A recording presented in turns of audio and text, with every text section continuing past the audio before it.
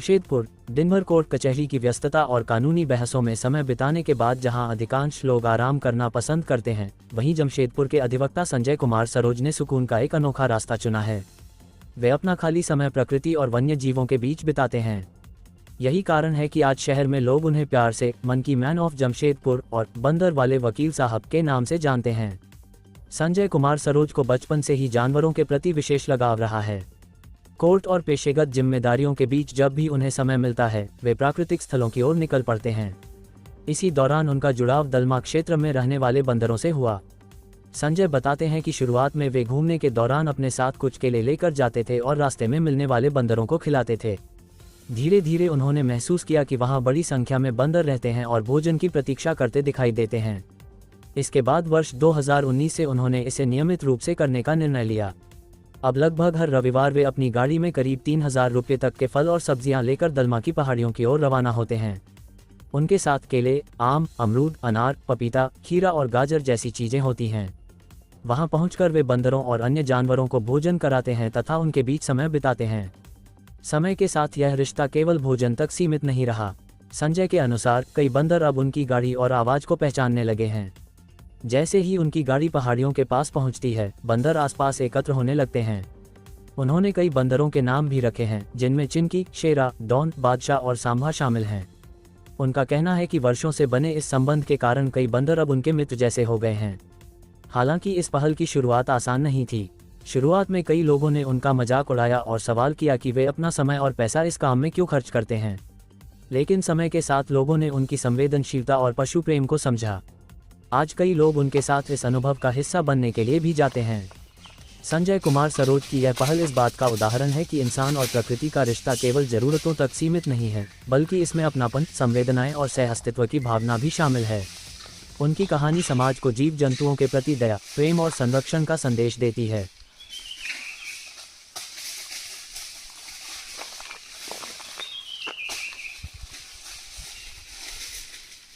नीचे रख के बुलाइए ना लोग को।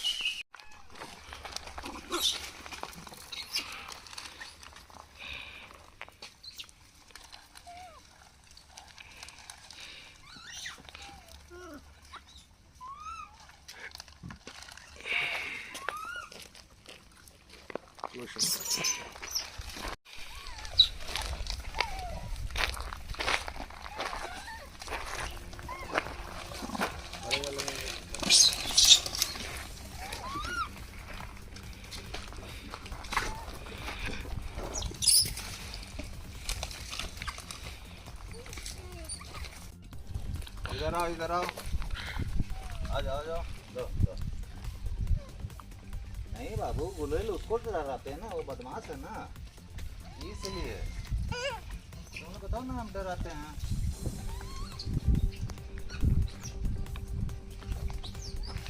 फिर आया कि तुम बदमाश। हाँ,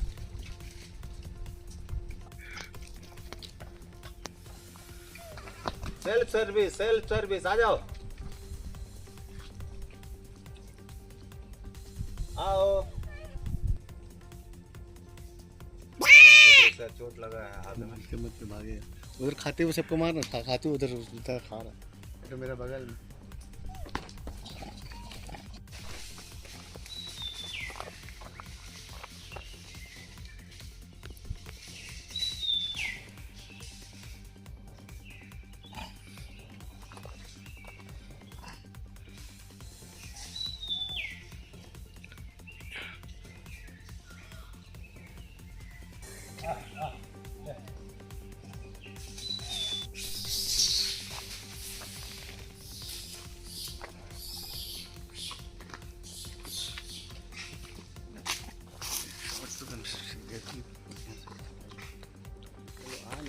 अंकित हटो वहां से।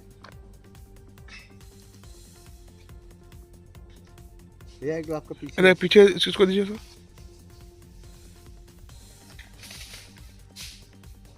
थैंक यू बोलो। Hello hello.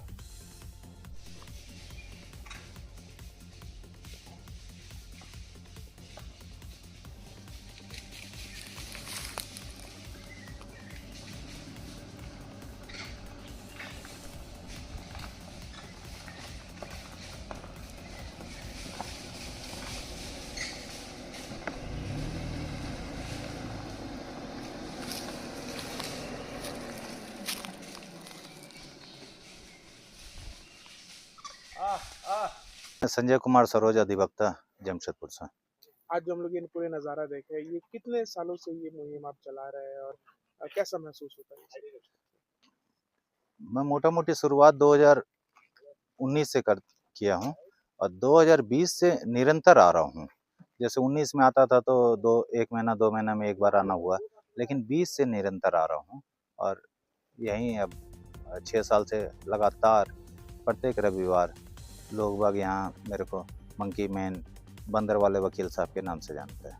वकील साहब ये बताइएगा क्या क्या चीज़ें खाने के लिए लेके आते हैं बंदरों के लिए? खाने में जो भी यहाँ के वन विभाग हमें परमिट करते हैं, जैसे फल हो गया, सब्जी में टमाटर है, शकरकंद है, गाजर है, ये सब जो बंदर को नुकसान भी नहीं करे और पेट भी भर जाए, वैसा आइटम लाते हैं।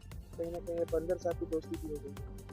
अब बंदर से दोस्ती तो क्या हो गई, बंदर का प्यार है, हमारे प्यार से वो ये हो कर के हमारे पास आते हैं, हमें अच्छा लगता है। ऐसे कई बार हुआ होगा कि लोग मजाक भी उड़ाते होंगे। हाँ, लोग बाग मजाक भी उड़ाते हैं, कुछ लोग पागल भी बोलते हैं, तो होता है, लेकिन हम उनकी बातों पे ज़्यादा ये नहीं करके अपने काम पे ही ध्यान रखते हैं। जब आप 27-28 फीट 2750 फीट जब ऊपर आके ऐसा सेवा देते हैं तो वो मन में किस तरह से? ये बहुत ही सुकून देने वाला काम मेरे हिसाब से, तो मेरे को अंदर आत्मा से लोग बाग समर वेकेशन में कहीं कहीं जाते हैं और जो भी अपना वीकेंड है कहीं बाहर मनाना चाहते हैं, लेकिन मेरा तो फर्स्ट प्रेफरेंस यही है कि यहीं मैं आऊँ। प्रथम प्राथमिकता के अनुसार मैं यहीं आना चाहूँगा। लोगों को क्या मैसेज देना चाहिए? लोगों को यही कहना चाहूँगा कि आप लोग जंगल की देखिए रक्षा करिए। यहाँ इतने अच्छे अच्छे जानवर हैं, इतनी अच्छी अच्छी यहाँ जड़ी बूटियाँ हैं जो कि विलुप्त हो रहे हैं। अब उसको बचाने की एक मुहिम हमारे युवा वर्ग को आगे आना होगा और इसके लिए कुछ करना होगा। संगठनात्मक रूप से कुछ करने से जंगल का जानवर भी बचेगा और जंगल भी बचेगा, जिससे कि जानवर जो है जंगल से बाहर नहीं निकल पाए, यहीं रहें।